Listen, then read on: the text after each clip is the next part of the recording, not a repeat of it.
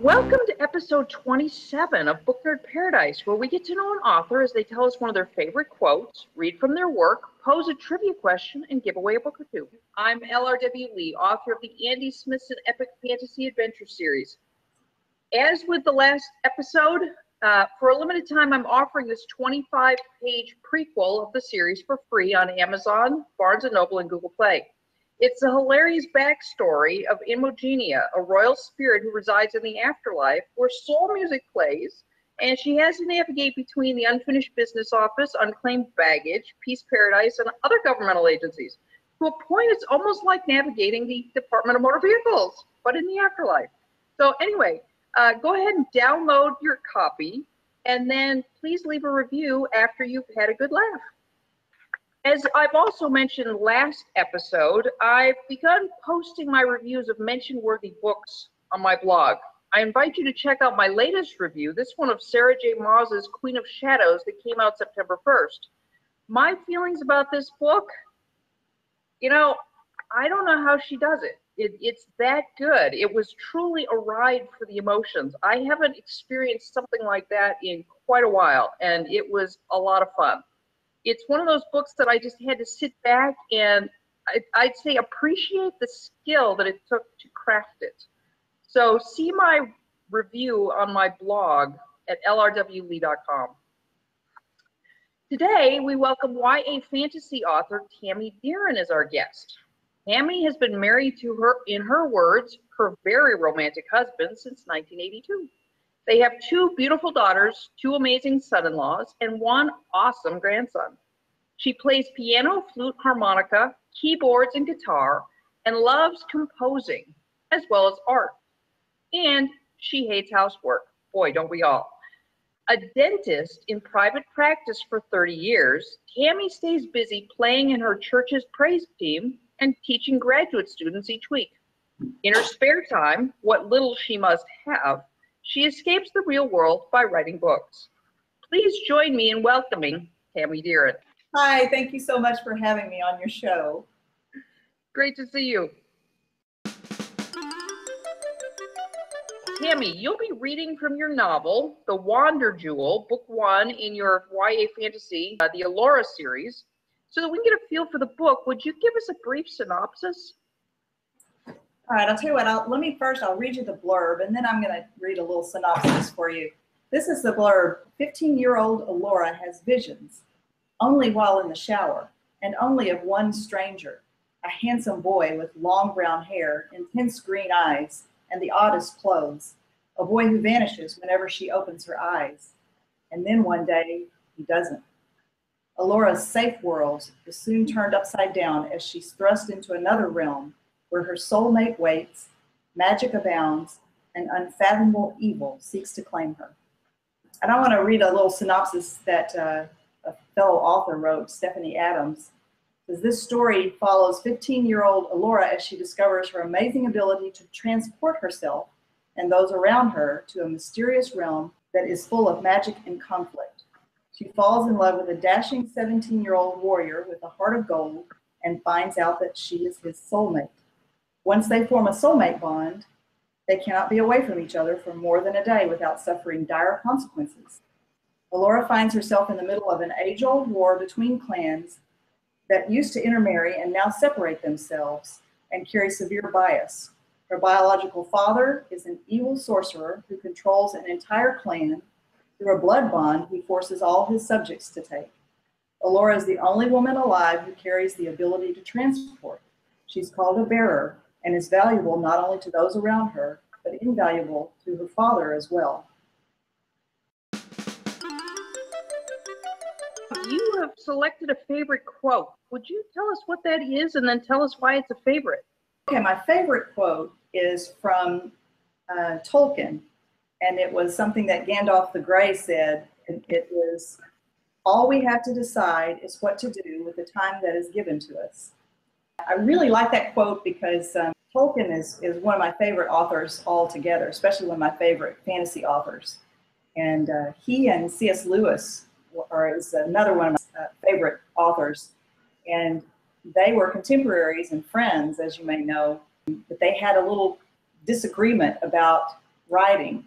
And Tolkien used to criticize Lewis because his Christian themes were too overt.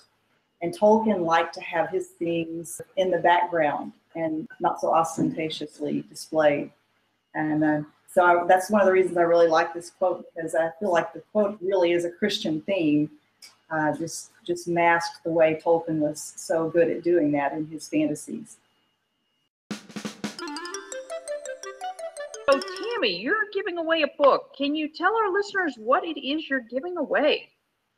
I'm giving away a copy of my first book in the fantasy series, Alora, the Wander Jewel. So I'm going to give away a paperback copy to anyone in the continental U.S. Outside the continental U.S., if the winner is there, then I'll give away an ebook copy. Okay, that's great. That's awesome. So all you need to do is leave a comment after you've watched the video. Very cool. Thank you, Tamie. That's great. Tamie's going to be reading from The Wander Jewel, book 1 in her Alora series. Would you briefly set up the portion you'll be reading from and then share with us? So in this scene, we have Alora and Caven. Those are the main characters. Alora is 15 and Caven is 17. They haven't been together for very long, but they are on her ranch in Montana, and it's winter, and it's very cold and snowy. She's transported Caven to her 3 different times with this power that she didn't know she had before. But she doesn't know how to control it. She has no idea how she transported him to begin with. He's informed her that her power comes from water, and so she has decided she's going to try to learn how to do this transporting thing by practicing near some water. So they've decided to go to a frozen lake that's on their land out at the ranch where she lives. She and Caven are out there, it's sort of blizzardy weather out there. They made their way through the woods to the edge of the pond. The wind had picked up considerably, so Alora had to tuck the kittens inside her coat to keep them warm while they walked. Though most of the snow had blown off the ice-covered pond, there was a small knot of trees on one side that provided some shelter. Alora set the kittens down at the pond's edge. "I thought I'd let them wander off a little and see if I can bring them back to me," she said. "Okay, what do you do? How did you make it happen when you brought me here?" "I'm not sure. I think clearing my mind has something to do with it. Yesterday, I didn't even know what I was doing, really. I just knew I needed to be with you. Maybe I need to have some kind of deep longing." She smiled at the kittens as they pranced out onto the frozen ice. "I'll try that. And I'm just going to try one at a time. Mittens first. I'm going to hold your hand, just in case you accidentally move yourself somewhere. I don't want you going anywhere I can't find you within a day." Alora closed her eyes and attempted to relax. She tried to clear her mind of everything except Mittens. She imagined the little kitten in her memory, with her black fur and white on her front paws. Then she pictured Mittens on the ground in front of her. She opened her eyes expectantly. "Aw, it didn't work. Keep trying. I'm sure it takes lots of practice. It's supposed to be really difficult." "Okay, I'll try again." She closed her eyes and concentrated, trying not to think about how cold she was. She opened her eyes to peek at the little kittens, worried they were getting too cold, but both were playing, chasing each other farther and farther onto the ice. "Hope you can transport them," Caven remarked, squeezing her hand playfully. "I don't want to walk out on the ice to get them." "They'll come back eventually," she replied, "or we can walk all the way around to pick them up on the other side. You can't walk too far out there in December. It's still got thin spots in the ice." "What's December?" "December it's what we call the last month before a new year starts." "What's a month?" "A month is about 30 days long. Some are longer, some are shorter. February has 28 days.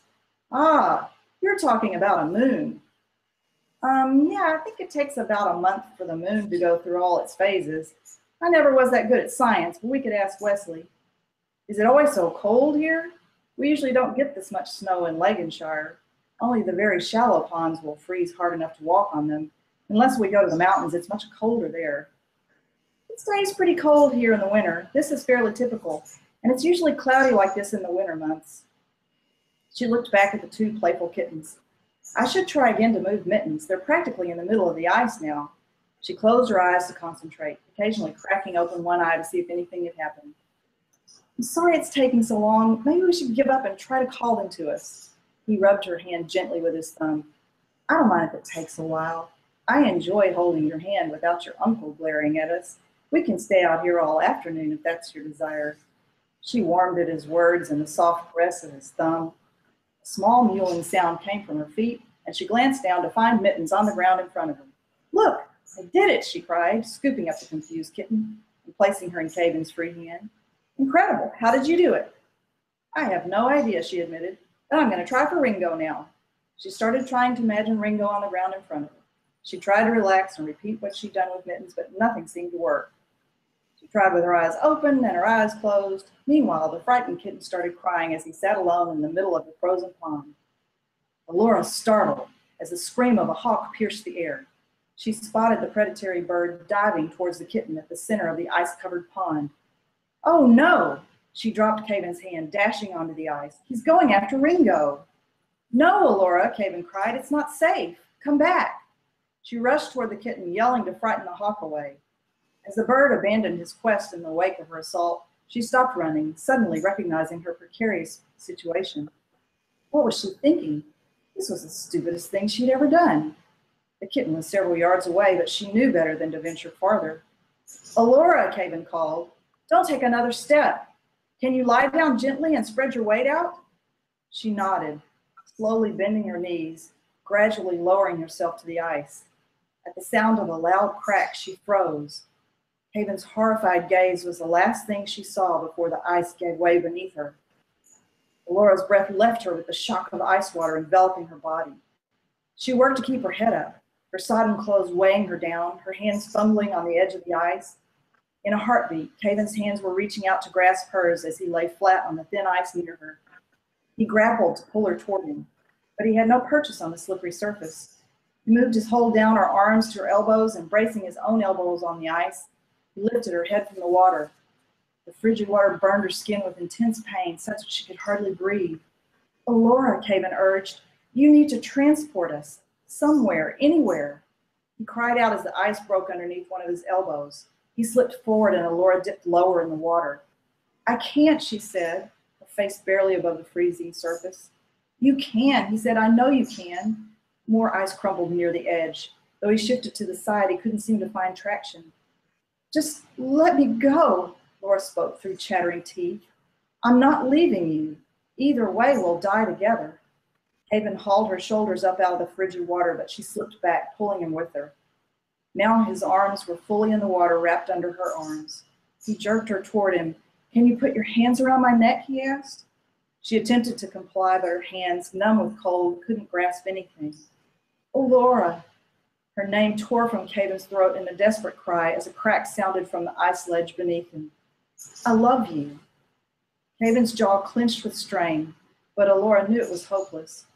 With fear-filled eyes, he lowered his face to hers. He kissed her frozen lips as the ice collapsed and his body tumbled downward with hers into the dark, frigid waters.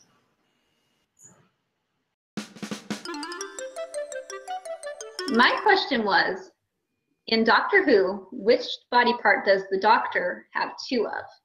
And the answer is his heart. He has two hearts. Tamie, you have a trivia question for us. What is it? My trivia question is about the Harry Potter books. And the question is, who destroyed the last Horcrux in Harry Potter? Okay. This will be good. I believe I know, but I think we'll have to wait a week and find out, won't we? So be sure you subscribe to this YouTube channel so that you don't miss the answer to this question if you're not sure. Tamie, are there any final thoughts you'd like to leave with our listeners? I just hope that you'll try Alora. Both books are out, and I'm busy working on the third book in the series. So cool. How many books will be in the total series? I'm hoping I can finish it in the third book, but I'm not making promises yet. Don't you love it when the characters just get a mind of their own and they take things ways you didn't expect? They do that for sure. Yeah. At times necessitating even a fourth book, no doubt. Yes? Possible.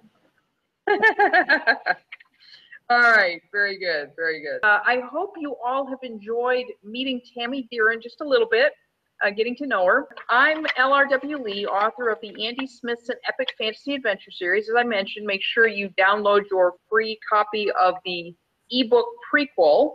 It's only 25 pages, so it's a really quick read.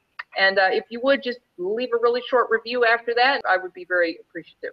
I'm introducing a new segment this week, which henceforth shall be known as The Ritual. I've asked my Patronus Shelfie to host. I hope you enjoy. Oh, wait, what's this? Oh, thank you. Let's see. Oh, it looks like he sent us a message. Okay.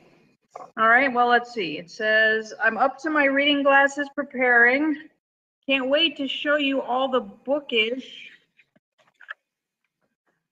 fun and frivolity I'm booking up. Join me next episode. Thanks. Shelfie. Okay, here we go. Click the button to subscribe to the Book Nerd Paradise YouTube channel so you don't miss upcoming authors, giveaways, and answers to trivia questions. Thanks so much for watching. I hope you've enjoyed this episode, and I look forward to seeing you again next episode.